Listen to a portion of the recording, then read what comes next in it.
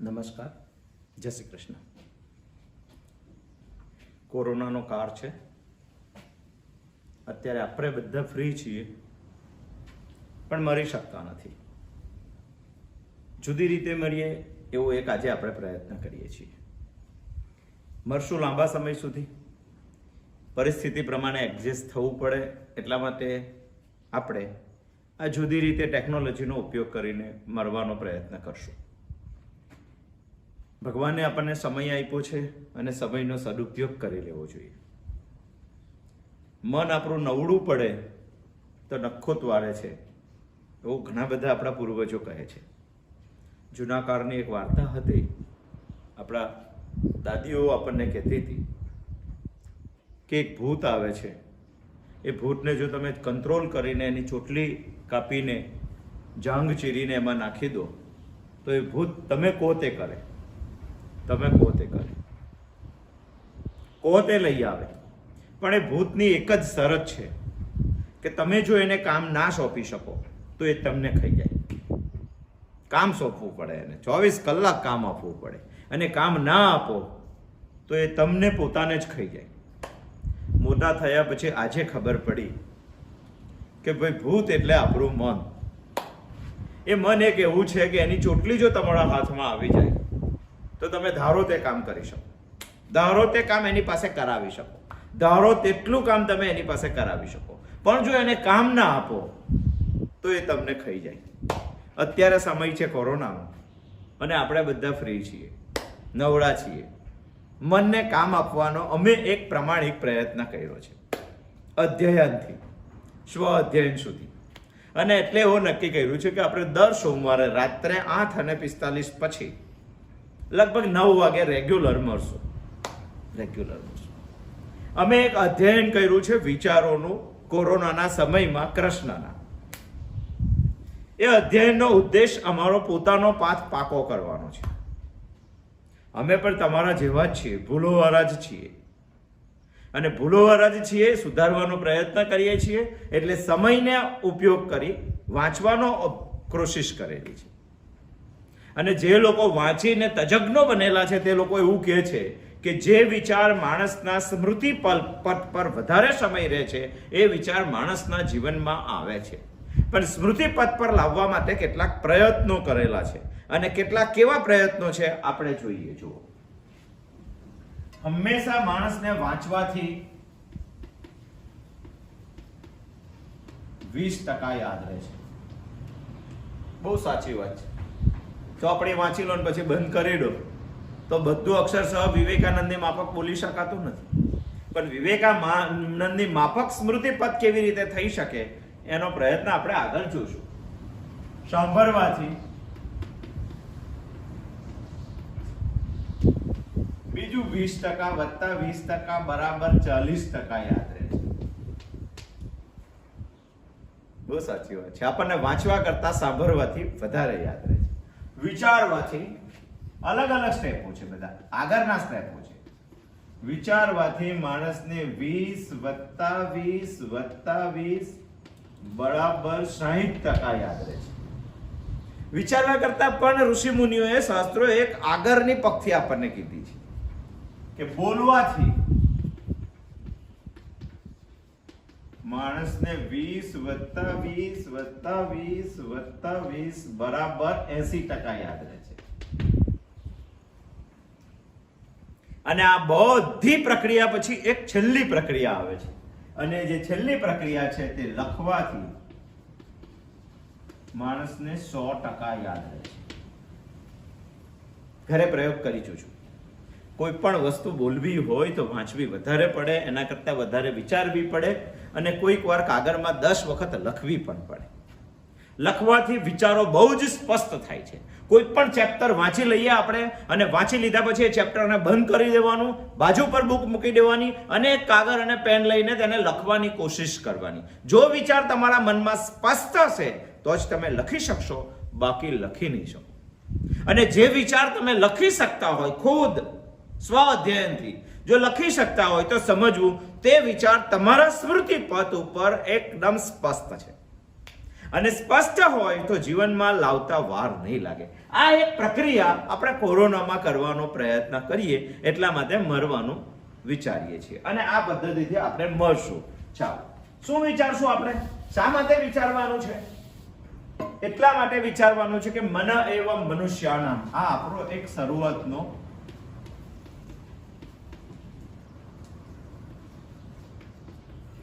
મનુષ્યાનામ.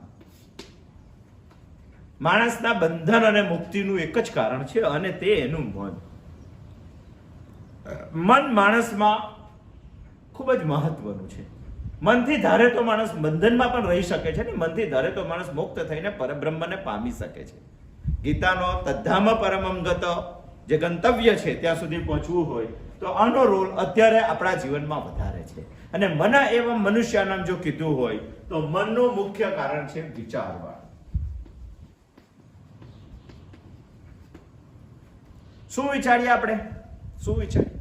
અરે આપણે તો દુનિયાના બધા બહુ વિષયો વિચારવા છે, પણ બધા બહુ વિષયો વિચારવા કરતા આપણે પહેલા આપણા જીવન વિશે વિચારીએ.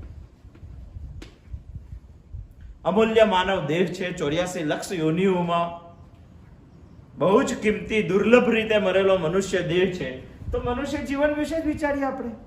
મનુષ્ય જીવન વિશે પહેલો કોઈ વિચારે તો આ દેહ અમૂલ્ય છે. બહુ સાચી વાત છે. આ દેહ દુર્લભ છે. અમૂલ્ય વસ્તુ જુદી છે અને દુર્લભ વસ્તુ જુદી છે. દુર્લભ એટલે ન મળતા મળી જાય તેવો દેહ છે. ન જ મળે પણ મળી ગયો, ચાલો, તો દુર્લભ છે. અને અમૂલ્ય પણ છે. દુર્લભ કેમ કહેવામાં આવ્યો? દુર્લભ એટલા માટે કહેવામાં આવ્યો છે, શાસ્ત્રો એવું કહે છે કે મનુષ્ય જન્મ ઈશ્વર કૃપા વગર શક્ય નથી. કેમ? બધા જન્મો કર્મથી શક્ય છે, પણ મનુષ્ય જન્મ ઈશ્વર કૃપાથી શક્ય છે. મનુષ્ય જન્મમાં જે કર્મો કરો એ કર્મો કાં તો પાપ હોય કાં તો પુણ્ય હોય. પાપ હોય તો નિમ્ન મનુષ્ય કરતા નિમ્ન કોટીનો જન્મ થાય અને પુણ્ય હોય તો મનુષ્ય કરતા ઉચ્ચ કોટીનો જન્મ થાય. ઉચ્ચ અને નિમ્ન બંને જન્મો થવા શક્ય છે, કારણ કે બંને જન્મો, બધા જ પ્રકારના જન્મો પાપ અને પુણ્ય પર આધારિત છે, કર્મો પર આધારિત છે. અને કર્મ મનુષ્ય જન્મમાં થઈ શકે છે, જ્યારે મનુષ્ય જન્મ ઈશ્વર કૃપાથી જ મળે છે, જે અત્યારે આપણી પાસે છે. જો અત્યારે આપણી પાસે હોય તો આપણે તેના વિશે વધારે વિચારવું જોઈએ. વધારે વિચારવું. એક તો મનુષ્ય જન્મ અમૂલ્ય છે, મનુષ્ય જન્મ દુર્લભ છે. આ બંને વસ્તુ આપણને લાગે છે ખરી? આપણે તો મને એવા મનુષ્ય વિચારવાનું કામ કરીએ છીએ. નવરા છે તો મનને નવરું પડવા નથી દેવું, કારણ કે મન આપણને ખાઈ જાય અને આપણને ના ખાય માટે કંઈક વિચારવાની કોશિશ કરીએ. અને વિચારવાની કોશિશ કરીએ તો આપણે આપણા જીવનથી વિચારવાની શરૂઆત કરી, અને જીવનથી વિચારવાની શરૂઆત કરી તો જીવન અમૂલ્ય છે, જીવન દુર્લભ છે એવું શાસ્ત્રો કહે છે. જીવન અમૂલ્ય હોય તો આજે આપણી પાસે મનુષ્ય દેહ જ છે, આપણને મરેલો મનુષ્ય દેહ દુર્લભ જ છે, આપણને મરેલો મનુષ્ય દેહ અમૂલ્ય જ છે. બંને વસ્તુ સાચી છે, છતાં આજે આપણને આ દેહ અમૂલ્ય લાગતો કેમ નથી? કેમ અમૂલ્ય લાગતો? વિચારવાનું છે. વિચારી તો શકાય ને આપણાથી. જે લોકોએ અભ્યાસ કર્યો છે તે લોકોનો નિષ્કર્ષ એવું કહે છે કે અમૂલ્ય એટલા માટે લાગતો નથી કે આપણે કોઈક વસ્તુ પાછળ વધારે સમય આપીએ છીએ, કોઈક વસ્તુ પાછળ આપણે બિઝી છીએ. બિઝીને શું કહેવાય? કોઈક વસ્તુ પાછળ કોઈક વસ્તુ પાછળ આપણે વધારે વ્યસ્ત છીએ, અને વધારે વ્યસ્ત છીએ માટે અમૂલ્યતા વિચારવાનો આપણી પાસે સમય નથી. તો વ્યસ્ત આપણે શેમાં છીએ તે વિચારવું જોઈએ. એકચ્યુઅલી માણસનો જન્મજાત સ્વભાવ સુખી થવાનો, જન્મજાત સ્વભાવ છે માણસનો, સુખી થવું છે. અને સુખી થવું છે, પણ એને એક વસ્તુ કાયમ દુઃખ આપે છે, અને જે એને દુઃખ આપે છે એ એને કાપી કરવું છે દુઃખને, અને એને આગળ વધવું છે. તો દુઃખ શેનાથી થાય છે? દુઃખ આપણને થાય છે મુશ્કેલીઓથી.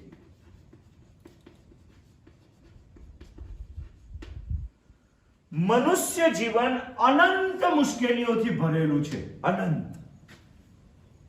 વિચારીએ છીએ આપણે તો આપણું જીવન પણ ઢગલો મુશ્કેલીઓ, ઢગલો વ્યાધિઓથી ભરેલું છે. આધે વ્યાધિને ઉપાધિ, અનંત મુશ્કેલીઓથી ભરેલું છે. અને એટલી બધી મુશ્કેલીઓ છે કે એક પછી એક, એક પછી એક, એક પછી એક, એક પછી એક આવ્યા જ કરે, આવ્યા જ કરે, આવ્યા જ કરે.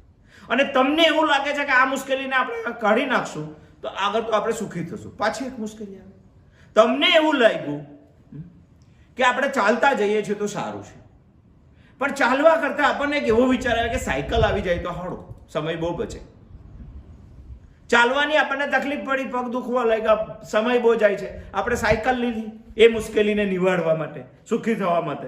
સાયકલથી થોડોક સમય આપણે સુખી થયા. સુખી થયા પછી એવું લાગે કે પેન્ડલ મારવા પડે છે. પેન્ડલ ના મારવાનું હોય તો સારું. આ તકલીફને નિવારવા માટે આપણે બાઇક લાવ્યા, ચાલો, અને બાઇક લઈને આપણે જવા લાગ્યા, સ્કૂટર બાઇક લઈને, પેલી મુશ્કેલી નિવારવા માટે.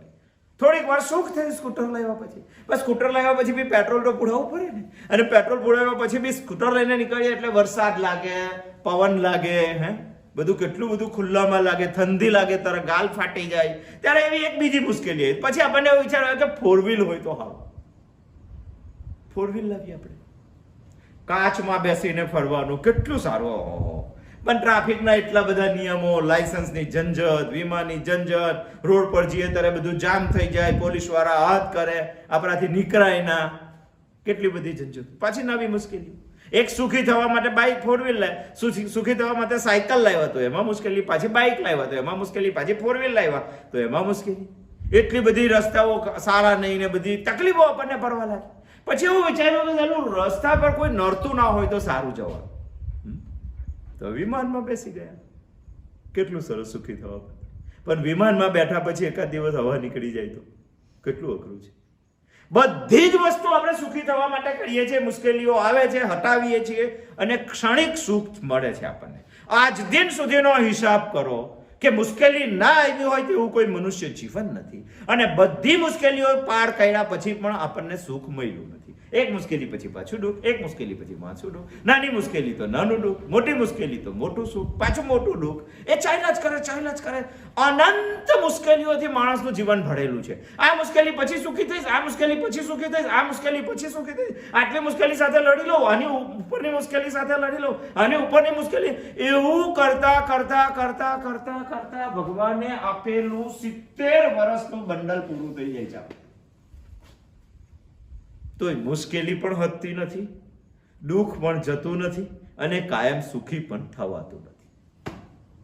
બહુ ગંભીર વિચારણા માંગી લે તેવો પ્રશ્ન છે, બહુ ગંભીર વિચારણા. અને આપણે ગંભીર વિચારણા કરવી છે.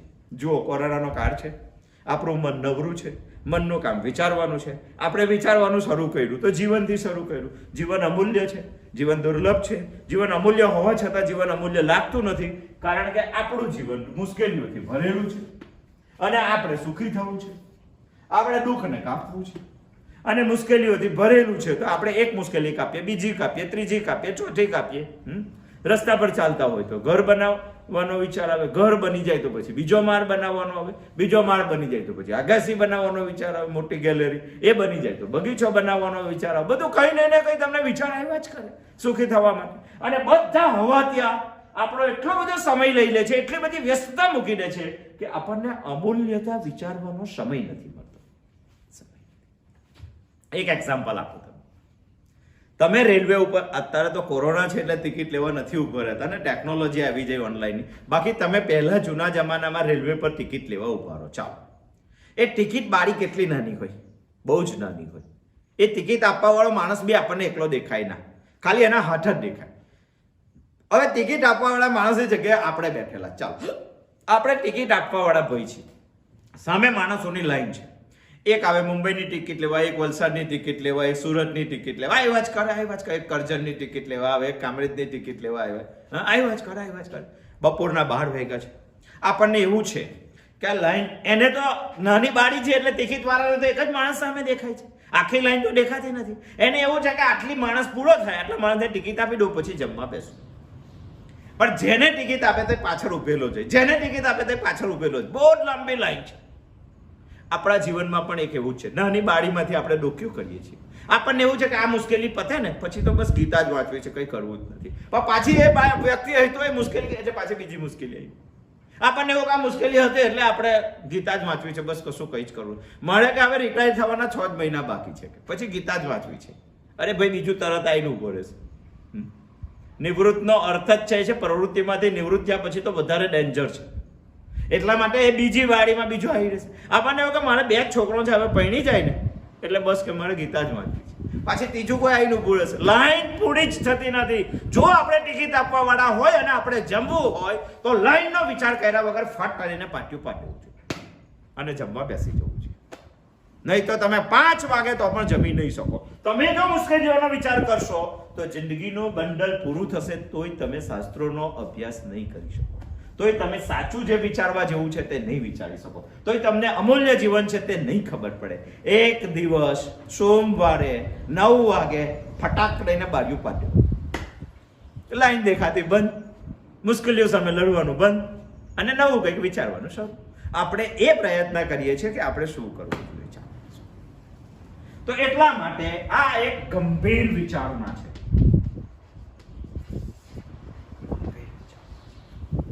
ગંભીર વિચારણામાં શું વિચારવું પડે, શું સમજવું પડે, ગંભીર વિચારણામાં જો જીવનને શ્રેષ્ઠ બનાવવું હોય, જીવનને અમૂલ્ય લાગવું હોય તો જીવનને શણગારવું પડે. શણગારવું એટલે મેકઅપ કરવો પડે. મેકઅપ કરવો એટલે સંસ્કૃતમાં સંસ્કારિત કરવું પડે. સો સંસ્કારની આપણે વૈદિક પરિસરમાં એ પ્રક્રિયા શરૂ કરી, પણ એ કોરોનાના લીધે થોડું ગૂંચવાયું છે. ફરી પાછા કરશું. આપણે તો ગર્ભધાન સંસ્કારથી દિવ્ય બાળકને સૃષ્ટિમાં લાવવો હતો અને એના માટેનો આપણે એક પ્રયત્ન કરતા હતા. થયું, પણ સમય સુધરશે ત્યારે ફરી પાછા એ શિબિરાર્થે આપણે કરશું. જીવનને સંસ્કારિત કરવું પડે અને જીવનને જો સંસ્કારિત કરવું હોય, મેકઅપ કરવો હોય, સંઘારવું હોય તો જીવનને આપણે સમજવું પડે. તમે કહેશો કે હું ગાંડા જેવી વાત કરો છો, જીવનને તો વળી સમજવાનું હોય. અરે ભાઈ, જીવનને જ સમજવું પડે. ચાલો આપણે જીવનને કેટલી રીતે સમજી જાય, ચાલો કહો શું સમજી જાય છે. ચાલો, આપણને કોઈ પ્રશ્ન પૂછે કે જીવન એટલે શું, તો તમે શું કહો? અરે શાસ્ત્રો વાંચતા પહેલા આ કઈ વાંચ્યું નહોતું ત્યારે મને પણ કોઈ પૂછે કે જીવન એટલે શું, એટલે હું એક જ જવાબ આપતો હતો, જીવન એટલે જન્મથી મૃત્યુ સુધીનો સમય.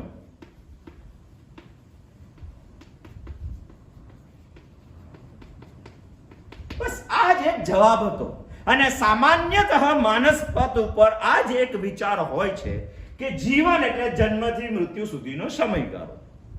ગીતાને આનો સખત વિરોધ છે. ગીતા એટલે શ્રીમદ ભગવદ ગીતા, કૃષ્ણ ભગવાનનો વિચાર. હું એ કહું છું, આનો સખત વિરોધ છે અને દુનિયાના મોટા ભાગના લોકો આટલું જ વિચારે છે, જીવન એટલે જન્મથી મૃત્યુ સુધીનો સમયગાળો. ગીતા એવું કહે છે કે તમે જેને જીવન કહે છો તે અલ્પ વિરામ છે, પૂર્ણ વિરામ કઈ આગળ છે. અને આપણે આને પૂર્ણ વિરામ કહીએ છીએ, અહીં અટકી જઈએ છીએ.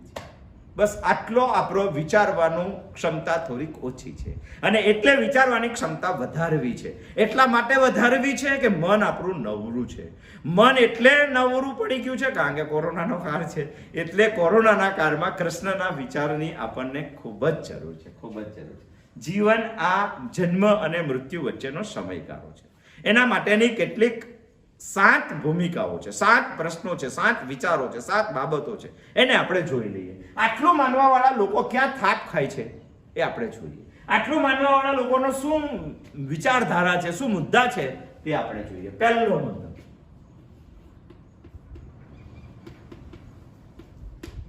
આટલું જ માનવું એ એક ભ્રાંતિ છે. કારણ કે આપણો પુનર્જન્મ પણ છે અને પુનર્જન્મ પણ છે, માટે મૃત્યુમાં જીવન સમાપ્ત થતું નથી. અને જે લોકો એવું માનતા હોય કે મૃત્યુ થયું એટલે ભાઈ પૂરું થયું, તો તેની એક ભ્રાંતિ છે. સત્ય વસ્તુ કંઈક જુદી છે. હવે તમારો પ્રશ્ન એ હશે કે સત્ય શું છે તે જણાવો. તો સત્ય આપણે આગળ જોશું, હજુ આપણે લાંબો સમય મરવાના છે. આજે જ સોમવારે પૂરું કરી દેવાનું છે એવું નથી. આ એક ભ્રાંતિ છે. અને જીવનમાં જ જન્મમાં જ અંત માનનાર માણસ શું વિચારે છે? એ માણસો આટલું જ વિચારધારા છે, એ ભ્રાંતિમાં છે. બીજું, એ માણસો શરીરને જ હું માને છે.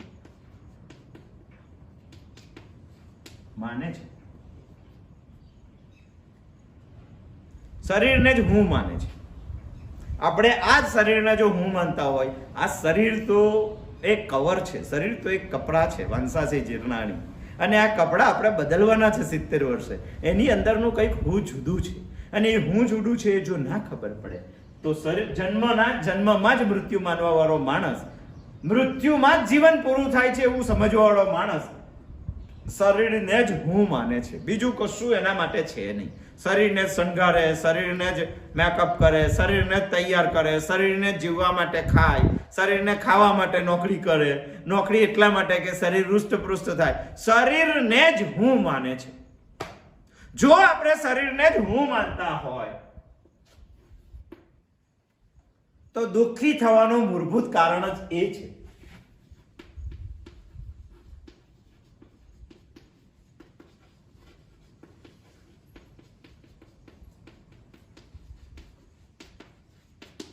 શરીરને જો આપણે હું માનતા હોય તો આપણને દુઃખી થવાનું કારણ જ મુખ્ય એ છે. આપણે આગળ જોયું કે માણસનો જન્મતઃ સ્વભાવ સુખી થવાનો છે અને સુખી થવા માટે તો મુશ્કેલીઓ સામે લડે છે. હવે તમે દુઃખના બાપને જ ઘેર લઈ આવ્યા હોય તો સુખી કેવી રીતે થવાના? શક્ય છે? નથી શક્ય ભાઈ. કારણ કે દુઃખનો બાપ જ તમારી માન્યતા છે.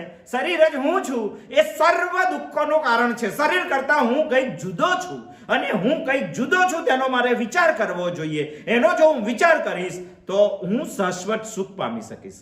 કોઈ દિવસ ખલાસ ના થાય તેવું અનંત આનંદ, અનંત આનંદ, અનંત સુખી હું થઈ શકીશ. એટલા માટે દુઃખનું મુખ્ય કારણ જ હું શરીર છું તે છે. સત્કર્મો કરતા નથી. તમે કહેશો કે આ પછી નવી વાત લાવ્યા. હા, જીવન મૃત્યુમાં જ પૂરું થાય છે આવી જેની દ્રઢ માન્યતા છે એ માણસો સત્કર્મો કરતા નથી, કાં તો ઓછા કરે છે, કાં તો સત્કર્મો ઉપર શ્રદ્ધા હોતી નથી. કારણ કે સત્કર્મોનું તરત ફળ મળતું નથી અને ફિક્સ ડિપોઝિટ એમને ફાવતી નથી. એમને તો વો દિયા વો લિયા, લેન દેન તરત જોઈએ છે. અને જેને કારણ કે એને મૃત્યુમાં તો જીવનનો અંત માને છે અને મૃત્યુમાં જીવનનો અંત માને છે માટે તરત કરવા વાળું જોઈએ છે. બીજા જન્મમાં મળે એવું એને કરવો નથી. એટલે આવી માન્યતા વાળો સત્કર્મો કરતો નથી. સત્કર્મો કરતો. આ બહુ સાચી વાત છે. એક એક્ઝામ્પલ આપો. સમજો કે કોઈ વ્યક્તિને ફોરેન જવાનું થયું, અમેરિકા જવાનું થયું. 1 વર્ષ માટેનો એને વિઝા મળ્યો ને 1 વર્ષ એ અમેરિકા ગયો. 1 વર્ષ અમેરિકા ગયો અને કોઈ ભાઈ સાથે નોકરી કરતો. નોકરી કરતા કરતા જે એનો બોસ હતો એને એક પ્લાન બતાવ્યો અને એને એક પ્લાન બતાવ્યો કે ભાઈ તું 70,000 રૂપિયામાં નોકરી કરે છે, એના કરતા હું તને એક પ્લાન બતાવું છું જે પ્લાનમાં તું 7 લાખ રૂપિયા કમાઈ શકીશ મહિને. તો કે બતાવો. તો કે પણ એ પ્લાન માટે તારે આજથી શરૂઆત કરવી પડે અને 3 વર્ષે એનું રિઝલ્ટ આવે.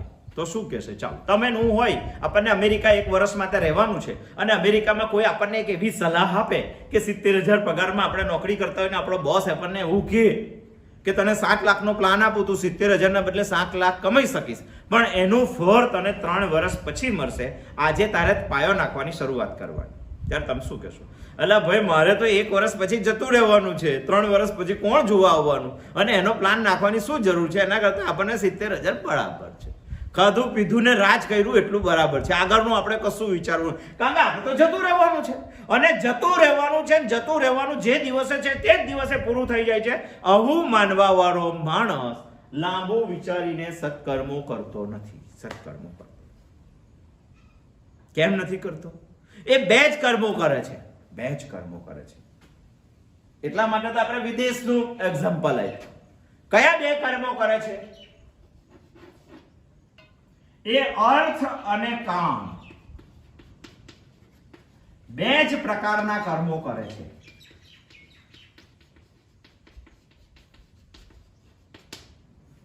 કેટલું સુંદર વિચારેલું છે આપણા અભ્યાસકો લોકોએ. વિચારતો કરો અને કેટલી સુંદર વિચારધારા કરીને આપણા સુધી મોકલેલી છે. આ એક ભ્રાંતિ છે અને ભ્રાંતિમાં પડેલો માણસ આટલું સહન કરે છે. તમે કહેશો કે અર્થ અને કામ શું છે? આપણા શાસ્ત્રોમાં આપણા માટે નક્કી કરેલા 4 પુરુષાર્થ છે.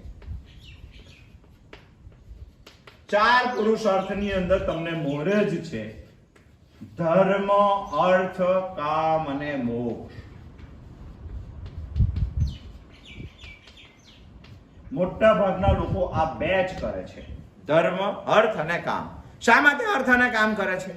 કામ એટલે તરત ખાયા, તરત ભોગાયા, તરત પરિણામ મિલ ગયા, इसलिए काम करे છે. આઈસ્ક્રીમ ખાધી, મજા આવી ગઈ, ઠંડક થઈ ગઈ, છૂટા. આ ક્ષણિક સુખ છે. ભોગવવાનું સુખ છે, કામ કર્યા પછી ભોગવી લેવાનું, તરત છૂટી જવાનું, આ ભોગવવાનું ક્ષણિક સુખ છે, ટેમ્પરરી, બહુ જ નાનું. 1 મિનિટનું કામ તો 1 મિનિટનું સુખ, ત્રીજી મિનિટે છૂટા, ક્ષણિક સુખ છે. અને માણસ જે જીવનને મૃત્યુમાં અંત ગણે છે એ ક્ષણિક સુખમાં જ વધારે વ્યસ્ત રહે છે. એના કરતા થોડું આના કરતા વધારે ચાલવા વાળું સુખ છે. કોના કરતા? કામ કરતા. પૈસા, સંપત્તિ, પ્રતિષ્ઠા, કીર્તિ, સત્તા, આ બધું અર્થમાં આવે. અને જેને જીવનને મૃત્યુમાં જ સમાપ્ત કરી દેવાનું છે એ લોકો આ બે પર જ ધ્યાન આપે છે. ધર્મ એટલે સાત્વિક કામ, ધર્મ એટલે પુણ્ય કમાવવાનું. અને આ વધારે મોટી ફિક્સ ડિપોઝિટ છે. આમાં જમા થયેલું તમને બીજા જન્મમાં પણ મળે, બીજા જન્મમાં પણ મળે. અને જે બીજા જન્મમાં મળે પણ આની ક્ષતિ એવી છે, આના કરતા આ વધારે સુખ આપે છે. પણ બીજા જન્મમાં પણ પુણ્ય કમાઈને સમજો કે તમે દેવ બન્યા, યક્ષ બન્યા, તો તમારે ત્યાં પુણ્ય પૂરું થાય એટલે પાછું આવવાનું. ત્યાં નવું પુણ્ય ના કમાઈ શકાય. અને નવું પુણ્ય ના કમાઈ શકાય માટે આના કરતા એ સારો છે, પણ અંતિમ નથી. અને આ જે છે એ અંતિમ છે. કઈ જ જવાનું નથી, તમારે સીધું તમારા સ્વામીના ઘરે જવાનું.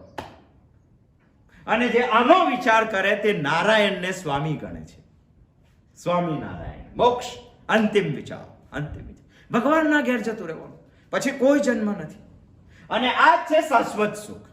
પરંતુ જે મૃત્યુમાં જીવનનો અંત ગણે છે એ લોકો આ બે જ કરે છે, આનો અને આનો વિચાર કરતો નથી. એટલે અર્થ અને કામ બેનો જ વિચાર કરે છે, બીજા કોઈનો વિચાર કરતા નથી.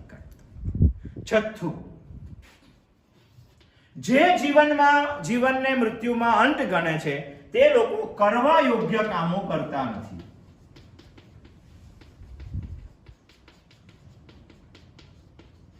અને સાતમું એની સાથે જોડાયેલું છે, કહી દઉં તમને. કરવા યોગ્ય કામો, ભગવાન સુધી પહોંચવાનું આ કરવા યોગ્ય કામ છે. પણ જે જીવનને મૃત્યુમાં અંત ગણે છે એ લોકો એ કામ હાથમાં ઉપાડતા નથી. એટલે આ સમજણ આપણી ભ્રાંતિ છે, ભ્રાંતિ છે. આ સામાન્ય સમજણ છે. સામાન્ય તો આ સમજણ છે. આ સમજણ જીવન એટલે શું? જો આ સમજણ હોય તે લોકો કરવા યોગ્ય કામો કરતા નથી. અને ન કરવા યોગ્ય કામો કરવાથી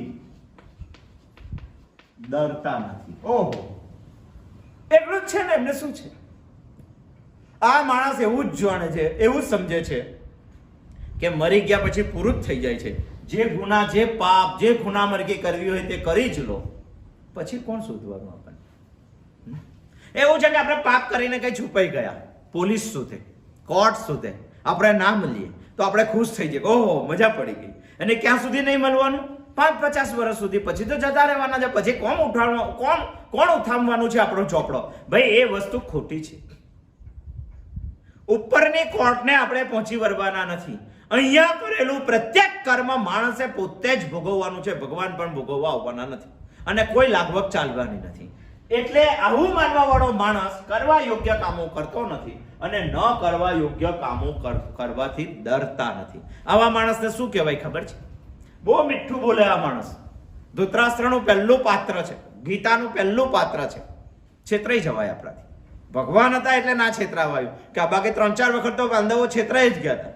બીજી બધી વખત યુદ્ધ થયા પછી સાથે ભગવાન હતા એટલે છેતરાવા નથી દીધા. બાકી હજુ એક વખત છેતરી જાય, હજુ 5 વખત રાજ આપી દે અને હજુ 5 વખત વનવાસ જાત પાંડવો. પણ આપણને તો એ ભગવાન જેવું કરવા યોગ્ય કામ તો આપણે કરતા નથી. તો પછી ના કરવા યોગ્ય કામોથી આપણે ડરતા નથી. આવું કોણ કરે? જે મીઠું બોલે તે કરે. અને જે મીઠું બોલે તેને શું કહેવાય? આપણા શાસ્ત્રોમાં તેને ચારુ વાક કીધેલો છે. ચારુ એટલે મીઠું. ચારુ આકાયતિ ઇતિ ચારુ વાક. જે મીઠું બોલે પણ તથ્યવાળું ના હોય, લાંબુ ચાલે એવું ના હોય, એમાંથી કઈ લાંબો નિષ્કર્ષ ના નીકળતો હોય, તમને શોર્ટ ટાઈમ માટે સુખ આપતું હોય, લોંગ ટાઈમ માટે નહીં. આપણા સત દર્શન છે. એ સત દર્શનમાં ચાર્વાકનું પણ એક દર્શન છે. માણસ ખોટું ભણશે તો સાચાની કિંમત સમજાશે. અને બધા દર્શનોનું ખંડન કર્યા પછી વૈદિક દર્શનનું, વેદાંત દર્શનનું મંદન કરવા માટેનું શંકરાચાર્યએ બ્રહ્મસૂત્ર એક નિર્માણ કરેલું છે. એમાં આનું ખંડન થઈ જાય છે. શું કહે છે ચાર્વાક? ચાર્વાક એવું કહે છે કે યાવત જીવેત સુખમ જીવે, યાવત જીવેત સુખમ જીવે, જ્યાં સુધી જીવો ત્યાં સુધી સુખથી જીવો. ઋણમ કૃત્વા ધૃતમ પીબેત, દેવું કરો અને ઘી પીવો. યાવત જીવેત સુખમ જીવેત, ઋણમ કૃત્વા ધૃતમ પીબેત, ભસ્મીભૂતસ્ય દેહસ્ય પુનરાગમન કુતઃ. એક વખત આ દેહ ભસ્મીભૂત થઈ જાય પછી આપણે આવવાનું નથી. દેવું કરેલો હોય તો તે વખતે કીધું એટલે એને એવું કીધું કે દેવું કરો ને દારૂ પીવો. આજે કીધું હતું જો તને દેવું કરો ને ઘી પીવો.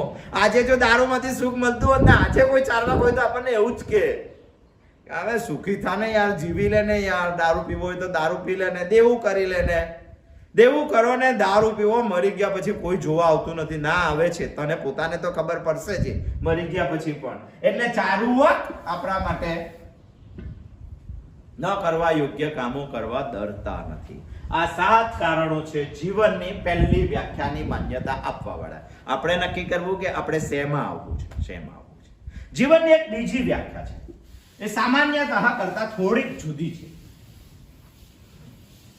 જે શાસ્ત્રો કહે છે તે પ્રમાણે જીવનની પહેલી વ્યાખ્યા જોઈ, મૃત્યુમાં જીવન સમાપ્ત. જીવનની બીજી વ્યાખ્યા છે, જીવન એક યાત્રા છે. યાત્રા કોને કહેવાય? યાત્રામાં કેટલીક વાતો નિશ્ચિત હોય. યાત્રામાં એક ગતિ નિશ્ચિત હોય. યાત્રામાં વજન નિશ્ચિત હોય. યાત્રામાં ક્યાં જવું તે સ્થળ નિશ્ચિત હોય. અને યાત્રામાં જઈને શું કરવું એ હેતુ નિશ્ચિત હોય. સમજો કે આપણે કાશી જવું છે તો કાશી એ આપણું સ્થળ નિશ્ચિત છે. આપણા શાસ્ત્રો એવું કહે છે કાશી મરણાંતે મુક્તિ. મરી ગયા પછી પણ કાશીના ગંગામાં અસ્થિ પધરાવો તો માણસને મુક્તિ મરી જાય એવું કહે છે. હેતુ શું છે? આપણે પ્રકાશ લેવો છે. કાશીનો અર્થ થાય છે પ્રકાશ. સંસ્કૃતમાં વ્યાકરણમાં એક ગ્રંથ છે કાશિકા. મને એમ કે કોઈ કાશી નામની સ્ત્રીએ લખ્યું હશે એટલે એનું નામ કાશિકા આપ્યું હશે. કાશીબેન પણ આવે છે ને આપણા, કાશીબેનનું નામ પણ આ કાશી પરથી જ પડ્યું છે. હવે કોઈ નામ પાડતું નથી, બાકી ખરેખર બહુ ઉત્કૃષ્ટ નામ છે. મને એમ કે કોઈ કાશી નામની બેને લખ્યું હશે એટલે એનું નામ કાશિકા આપ્યું હશે. પણ જ્યારે મેં એનો અભ્યાસ કરનાર ભાઈને પૂછ્યું કે ભાઈ આનું નામ કાશિકા કેમ છે, ત્યારે એને કીધું કે કાશી એટલે પ્રકાશ. અને જે જીવનમાં પ્રકાશ આપે છે તેને કાશિકા કહેવાય. ખુશ થઈ ગયો હું તો. આ અર્થ જ નથી ખબર છે. બહુ મોટો ગ્રંથ છે. આપણાથી ભણવું હોય તો ભણાય એવું પણ ગ્રંથ છે. અમે પ્રયત્ન કરીએ છીએ કે છોકરાઓને આ ભણાવી. બહુ ઉત્કૃષ્ટ છે. હેતુ આપણે પ્રકાશ લેવાનો છે. જવું આપણે કાશી છે. આપણે વજન ઓછું રાખ્યું છે કારણ કે યાત્રામાં મજા આવે. એક જોડ કપડા ધોઈ નાખવાના, સ્ટેશન આવે પાછા બદલી નાખવા. બ્રશ અને ઉલ્યું, દિનચર્યાની નાનકડી વસ્તુઓ સામાન્ય લઈ લેવાની, હોટલમાં જમી લેવાનું. વજન ઓછું અને ગતિ આપણી શું કહેવાય, 4 વેલી ચાર ચક્રીય સાધન શું કહેવાય, 4 વ્હીલ. ગુજરાતી થાય છે 4 ચક્રીય. 4 ચક્રીય સાધન આપણું છે, બરાબર. ગતિ વજન આપણું ઓછું છે. યાત્રામાં જેટલું ગતિશીલ સાધન એટલા તમે જલ્દી પહોંચો. બાકી પહોંચો તો ખરા જ. કોઈ પણ સાધન હોય તો તમે યાત્રાના સ્થળ ઉપર પહોંચો. ચાલો કે સમજો કે તમે ઘેરથી ચાલતા નીકળ્યા, 1 કિલોમીટર તમારું બસ સ્ટેન્ડ છે, ઘેરથી ચાલતા નીકળ્યા. ચાલ્યા પછી તમને રિક્ષા મળી, 5 કિલોમીટર રિક્ષામાં ગયા. રિક્ષામાં ગયા પછી બસ મળી, બસમાં તમે 20 કિલોમીટર ગયા. બસમાં ઉતર્યા પછી તમે ટ્રેનમાં ગયા અને ટ્રેન તમારી 200 કિલોમીટર છે, 240 કિલોમીટર, 320 કિલોમીટરે તમે કાશી પહોંચી ગયા. પહોંચવું છે તો કોઈ પણ સાધનમાં પહોંચી શકો છો. કોઈ પણ સાધનમાં જઈને એક જ સાધનમાં બેસી ગયા ત્યાં પહોંચી જવું એવું હોતું નથી. પ્રાઇવેટ વાહનો વાળાનું હોય છે. બાકી આપણે સાધન બદલી શકીએ છીએ. અને સાધન બદલી શકે છે તો ગતિમાં આમ તેમ થઈ શકે છે. બીજું, યાત્રામાં જેટલું વજન ઓછું એટલી યાત્રાની મજા. તમે જજો કાલે પ્રવાસ, યાત્રાને તમે પ્રવાસ કહો છો, તમે પ્રવાસ જોજો ને 2-5 મણનો 4 બાચકો લઈને જજો. એકમાં ઘઉં ભરી લેજો, અનાજ ભરી લેજો, ને એકમાં કપડાં ભરી લેજો, ને એકમાં જીવન જરૂરી ચીજ, અને પછી યાત્રા કરવા જજો ટ્રેનમાં કે બસમાં. તમને મજા આવશે. અરે ભાઈ, જેટલું વજન ઓછું એટલી યાત્રામાં મજા. જવાનું સ્થળ નક્કી છે, શું કરવા જવાનું તે નક્કી છે. આવું જો જીવનમાં હોય, ચાલો આપણે પહોંચવું છે ક્યાં, ઘેર બેસીને વિચાર કરજો, ગાંડા થઈ જવો છે આપણે. આપણા જીવનનું કોઈ ધ્યેય જ નથી, આપણે કઈ પહોંચવું જ નથી. કઈ પહોંચવું છે, ચાલો વિચાર કરો ને. એવું કોઈ પહોંચનું સ્થળ છે આપણું કે જન્માંતર સુધી પૂરું ના થાય? કોઈ ગોલ નથી. આપણે ઘર બાંધવું છે તો પૂરું થઈ જશે, લગ્ન કરવું છે પૂરું થઈ જશે, છોકરા જોઈએ છે પૂરું થઈ જશે. એવું કોઈ ગોલ છે આપણો? અને ગોલ માટે ગતિ કોઈ નિશ્ચિત કરી છે?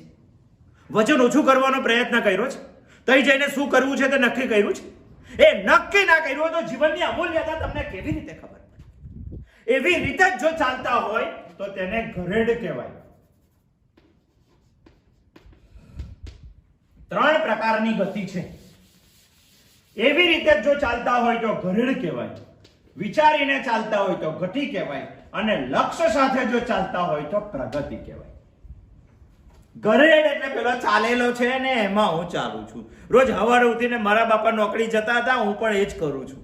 સવારે ઉઠું છું, બ્રશ કરું છું, નાસ્તો કરું છું, ફટાફટ નહીં કરું છું, કપડાં બદલી કરું છું, નોકરી જતો રહું છું, ખેતર હોય તો ખેતર જતો રહું, ધંધો હોય તો ધંધે જાઉં છું, દુકાન હોય તો દુકાને જાઉં છું, બપોરે ઘરે આવું છું, જમું છું, થોડી વાર આરામ કરું છું, વળી પાછો નોકરી જાઉં છું, વળી પાછો સાંજે આવું છું, જમું છું, હાથ પગ ધોઉં છું, થોડી ટીવી જોઉં છું, ઊંઘી જાઉં છું, પાછો સવારે ચાલુ. આ તો ઘરેડ છે. તું ક્યાંય પહોંચવાનો નથી, ક્યાંય પહોંચવાનો નથી. ઘાંચીનો બળદ ગોળ ગોળ ફળે, આખા દાન 10 કિલોમીટર ફળે. હા, જે તમે જુઓ તો તહીનો તય જ હોય. 4 દિવાલની બહાર નીકળો હોય, નથી નીકળતો. ભરૂચમાં રિક્ષાઓ સ્ટેશનથી બંબાખાના, મમ્મદપુરાથી બંબાખાના, આખો દાડોમાં 60 કિલોમીટર ચાલી રાખતો હોય, પણ ભરૂચની બહાર નથી નીકળતો. નશો થઈ ગયો છે આપણને. અને નશાની અંદર આપણને એવું લાગે છે કે હું બહુ દૂર પહોંચી છું. એક નાવડીમાં 4 ભાઈઓ દારૂ પીને બેઠેલા હતા, અને નાવડીમાં બેઠા પછી એવું નક્કી કર્યું કે આપણે કઈ પહોંચી જવું છે, કઈ પહોંચી જવું છે. પીધેલો એટલા બધા હતા અને 4 જણે એવું નક્કી કર્યું કે આપણે હવે 10 કલાક નાવડી ચાલુ કરવી છે, અને 10 કલાકમાં સવાર થઈ જશે. 10 કલાક આપણે વાળા બાંધીએ, અઢી કલાકના. બાકીના 3 જણા સુઈ જાઓ, હું 2.5 કલાક હલેસો મારું. હું હોઈ જાઉં એટલે તું 10 કલાક હલેસા માર્યા. સવારે ઉઠીને નદી કિનારે નીકળ્યા કે આપણે 10 કલાકમાં તો બીજા દેશમાં પહોંચી ગયા છું. નીચે ઉતરીને જોવા માંડ્યા. પહેલા માણસને કોઈએ કીધું કે ઉતરને જોતો ખોડો, આપણે કઈ પહોંચી ગયા. પેલો નીચે ઉતર્યો, ખડખડાટ હસવા માંડ્યો.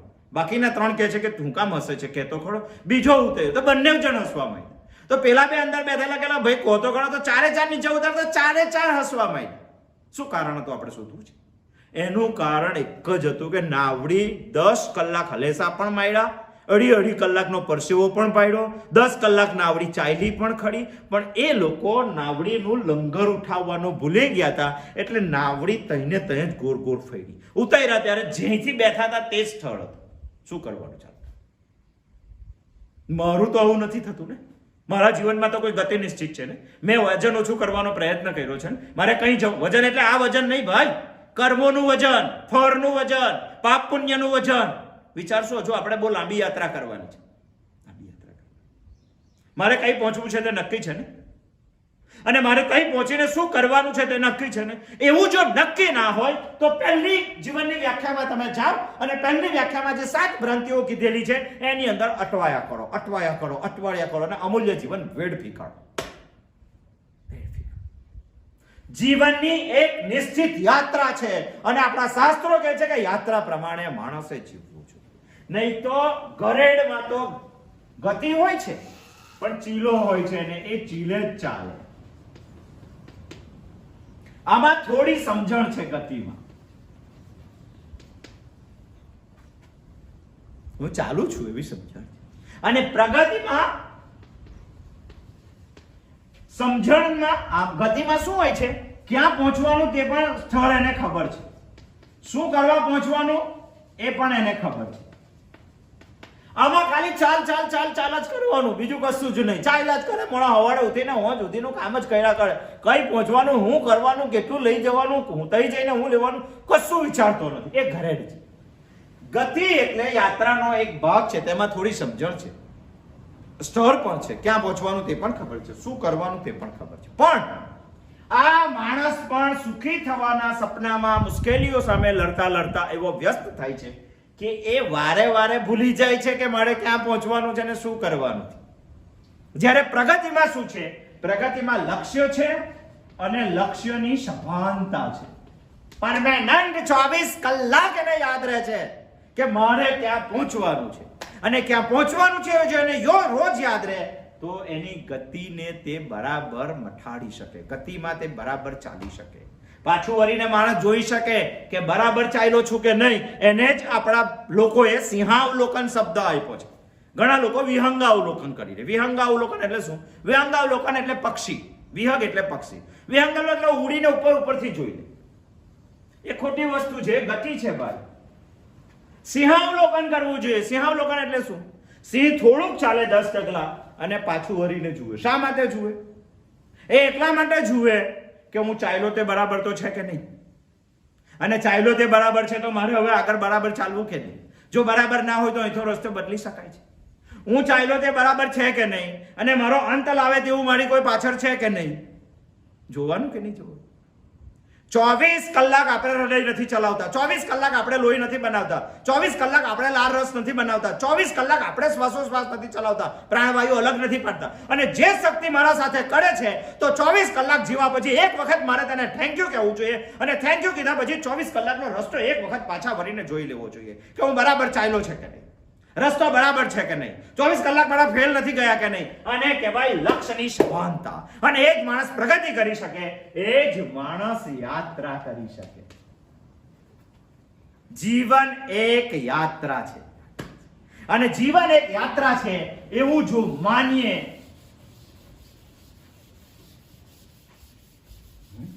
શું વિચાર્યું આપણે કોરોનામાં નવરા હતા એટલે આપણે મનને ખોરાક આપ્યો. મનનો ખોરાક છે વિચાર. તો શું વિચારવાનું? આપણે જીવન વિશે વિચારવાનું. જીવન વિશે આપણે સુખી કેમ નથી થઈ શકતા?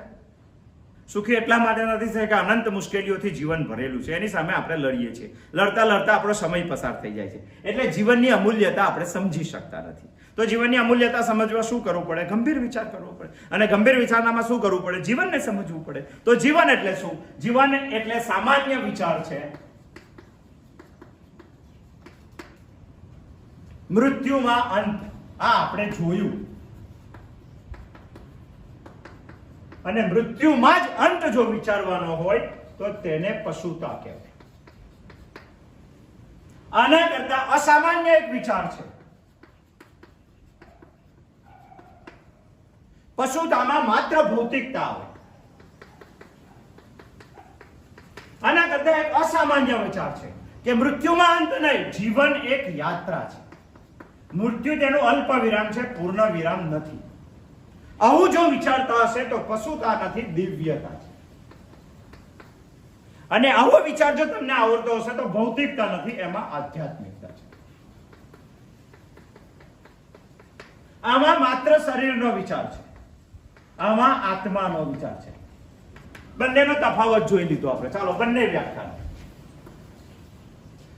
જો આપણે પસંદગી કરવાની છે, આપણી પાસે 2 વિકલ્પો છે, અને 2 વિકલ્પોમાંથી આપણે આ વિકલ્પ જો પસંદ કરવાનો હોય તો યાત્રા ખૂબ લાંબી છે. અને યાત્રા ખૂબ લાંબી છે તો લાંબી યાત્રામાં આપણી પાસે એક ભોમિયો જોઈએ. ભોમિયો એવો હોવો જોઈએ કે જે શ્રેષ્ઠ હોય અને જે માર્ગદર્શક હોય. ભોમિયો એટલે જેને જોયેલું છે, જોયેલું પણ શ્રેષ્ઠ જોઈએ, અને જેને જોયેલું છે તે આપણને માર્ગદર્શક કરી શકે. આવું એક વસ્તુ જોઈએ આપણને, આવો એક વિચાર આપણને જોઈએ. આવો વિચાર કયો છે? આવો વિચાર અત્યારે આપણા વિશ્વ પાસે શ્રીમદ ભગવદ ગીતા છે.